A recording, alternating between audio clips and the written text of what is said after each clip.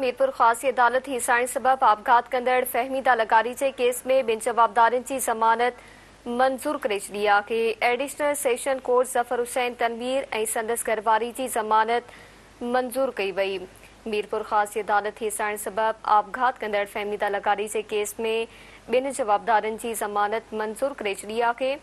Additional session court Zafar Hussain Tanveer ऐं संदसि घरवारी जी ज़मानत मंज़ूर कई।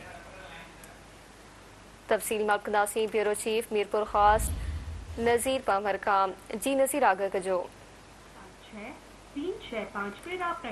हवा की ख़बर ॾियूं पिया। मीरपुर ख़ासी अदालत हिसाइण सबब आपघात कंदड़ फ़हमीदा लगारी जे केस में ॿियनि जवाबदारनि जी ज़मानत मंज़ूर करे छॾी आहे।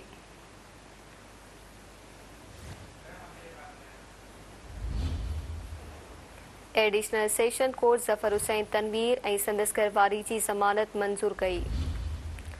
मीरपुर ख़ासी अदालत हिसाइण सबब आपघात कंदड़ फ़हमीदा लगारी जे केस में ॿिनि जवाबदारनि जी ज़मानत मंज़ूर करे छॾी आहे।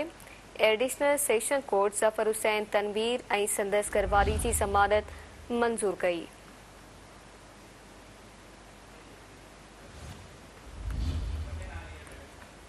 तफ़सील मलकदासी ब्यूरो चीफ मीरपुर ख़ास नज़ीर पंवर खां। जी नज़ीर, छा अपडेट सां बिल्कुल सेक्रेटरी थाने के हद में रहंदड़ निजी मेडिकल कॉलेज की 22 वरनि जी शागिर्दाणी फ़हमीदा लगारी जे आपघात वारे केस में नामज़द 5 जवाबदार मां ॿिनि निजी मेडिकल कॉलेज के प्रिंसिपल प्रोफेसर ज़फ़र हुसैन तनवीर ऐं संदसि घरवारी प्रोफेसर फरज़ाना मजीद जे डबल गिरफ़्तारी ज़मानत एडिशनल सेशन जज अदालत 1 लाख रुपयनि जी मुचलकनि एवज़ मंज़ूर करे छॾी आहे। जॾहिं त केस में नामज़द 3 जवाबदार फार्मासिस्ट आबिद लगारी, मेडिकल शागिर्द अब्दुल्ला ऐं अब्दुर्रहमान अञा ताईं जेके फरार आहिनि, पुलिस गिरफ़्तार करण में नाकाम वई आहे। ॿिए पासे जेको गुज़िरियल 2 ॾींहंनि खां मक़तूला जे वारसनि मर्दनि, औरतनि, मासूम ॿारनि समेत गॾोगॾु सियासी समाजी कारकुननि तरफ़ां मेपुखा हैदराबाद टूल प्लाज़ा ते जेको जवाबदार जी गिरफ़्तारी ख़िलाफ़ एहतजाजी मुज़ाहिरो करे धरणो आयो आहे।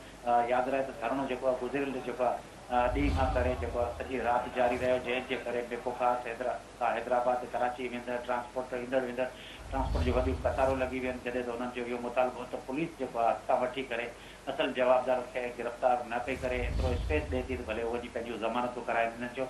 जेसि ताईं जवाबदार गिरफ़्तार न थींदा तेसि ताईं असां जेको आहे धरणो ख़तमु न कंदासीं। महिरबानी अवां जी नज़ीर आगे करण लाइ।